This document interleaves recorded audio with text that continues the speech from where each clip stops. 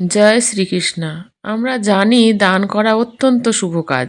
আমাদের যে ক্ষমতা আছে সেই ক্ষমতা অনুযায়ী দান করা উচিত। রাস্তাঘাটে কারোর সাথে এরকম ঘটে যে কিছু সাহায্য চাইলে আমরা তাকে কিছু না দিয়েই চলে যাই, তাদের সাথে দুর্ব্যবহার করি। আবার অনেক সময় এরকমও হয় যে আমরা বুঝতে পারি যে ওই ব্যক্তি মিথ্যে ভিক্ষুক সেজে ভিক্ষা করছে, সেই কারণে আমরা অনেক সময় দিই না, সাহায্যও করি না।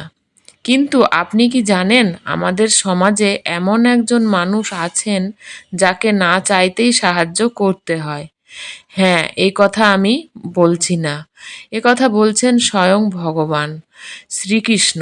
আমরা যদি ভিক্ষুককে দান না করি, তার থেকে হাজারও বেশি অপরাধ হবে যদি আমি একজন ব্যক্তিকে দান না করে অবহেলা করি এবং অবহেলা করে দূরে সরিয়ে দিই। এই ব্যক্তিটিকে আমরা যদি দান করি তাহলে এতে হাজার গুণ পুণ্য অর্জন হবে, কারণ দানে স্বয়ং ভগবান শ্রীকৃষ্ণ খুশি হন। তাহলে চলুন জেনে নেওয়া যাক কে সেই ব্যক্তি যাকে অবশ্যই আমাদের দান করা উচিত, সাহায্য করা উচিত, অবহেলা করে দূরে সরিয়ে দেওয়া উচিত নয়। শাস্ত্রে বলা আছে দানের ফল পরকালে বর্তায়, অর্থাৎ আপনি এখন দান করবেন, সেটা আপনি পরকালে গিয়ে তার ফল পাবেন। আমরা অনেক সময় ভিক্ষুককে দেখা মাত্রই দান করে থাকি। কিছু ক্ষেত্রে ভিক্ষুকদের পিছনে কাজ করে থাকি এবং প্রতারক চক্রও থাকে, সেই দান নিষ্ফলে যায়। আমরা অনেক সময় পথের ধারে, রাস্তায়, আশেপাশে নোংরা পোশাক পরা এমন কিছু মানুষকে দেখতে পাই যারা নিজের ভালো মন্দ নিজেরাই বোঝে না। যারা খিদে পেলে নোংরা আবর্জনা হাতড়ে খাবার খোঁজে, তাদেরকে আমরা মানসিক ভারসাম্যহীন বলে চিনি। আবার অনেকে পাগল বলেও ডাকে। কিন্তু আপনারা কি জানেন এদের সেবা করলে আমাদের জীবন থেকে অনেক কিছু দূর হবে? রাহু, কেতু, শনি এগুলো আমাদেরকে অনেকটাই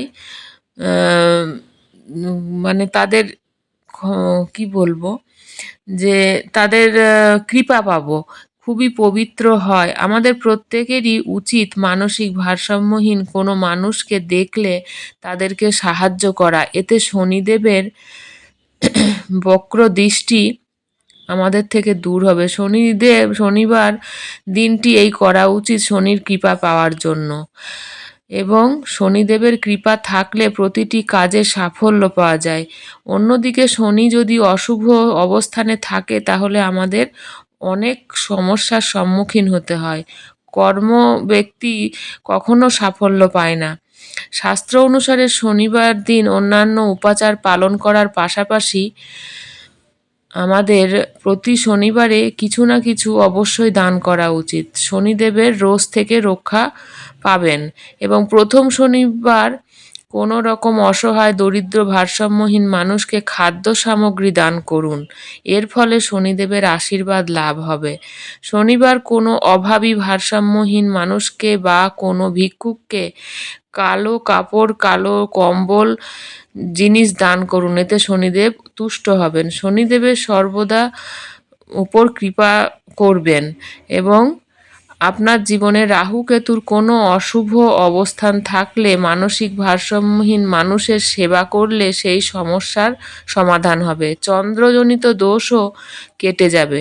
শুক্রবার মা লক্ষ্মীও বিষ্ণুর ভগবানের পূজা করলে, সাধ্যমতো মানসিক ভারসাম্যহীন ভিক্ষুককে দান করলে আপনি মা লক্ষ্মীর আশীর্বাদও পেতে পারেন।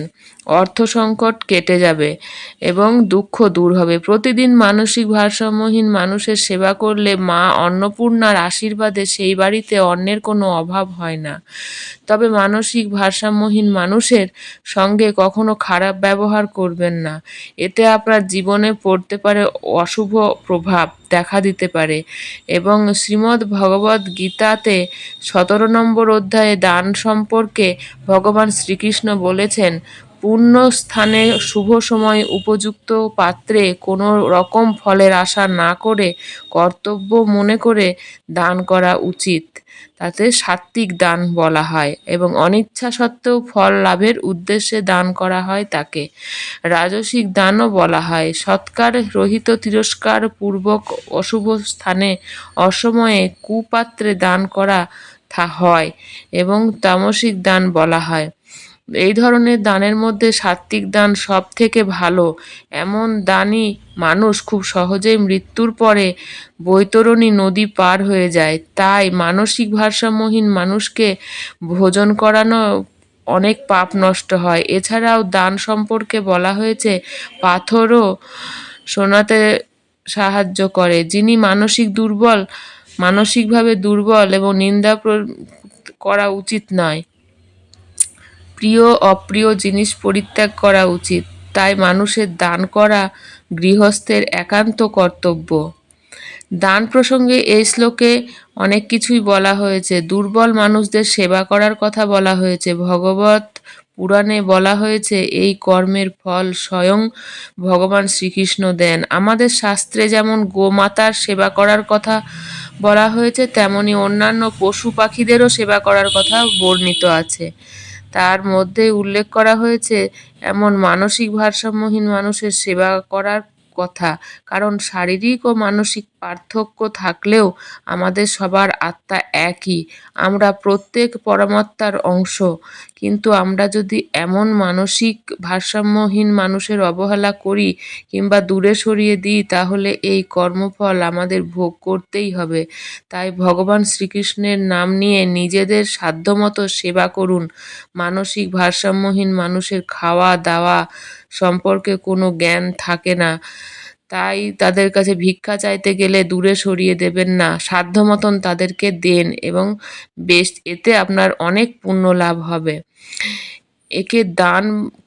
এরকম দান করে কোনো কি ফল লাভের আশা করা যায়? কিন্তু অনেক ফল পাওয়া যায়। নিঃস্বার্থভাবে করুন। যদি আমাদের এই ভিডিও ভালো লাগে তাহলে অবশ্যই আমার চ্যানেলটি সাবস্ক্রাইব করে নিতে ভুলবেন না এবং বেল বাটনে ক্লিক করতেও ভুলবেন না। দেখা হবে নতুন কোনো ভিডিওতে, নতুন কিছু নিয়ে আপনাদের সামনে আবার হাজির হয়ে যাব। আজকের মতন আসি। সবাই ভালো থাকবেন, সুস্থ থাকবেন এবং সাবধানে থাকবেন। আর দেখার শুরুতেই অবশ্যই করে একটা লাইক করে দিবেন দেখার শেষের মুখে। এতক্ষণ ধৈর্য ধরে ভিডিওটি দেখার জন্য আপনাদেরকে অসংখ্য ধন্যবাদ। আর দেখার শেষে অবশ্যই করে কমেন্ট বক্সে লিখুন জয় শ্রীকৃষ্ণ। আসছি, আবার দেখা হবে নতুন কোনো ভিডিও নিয়ে। আজকের মতন এই পর্যন্তই।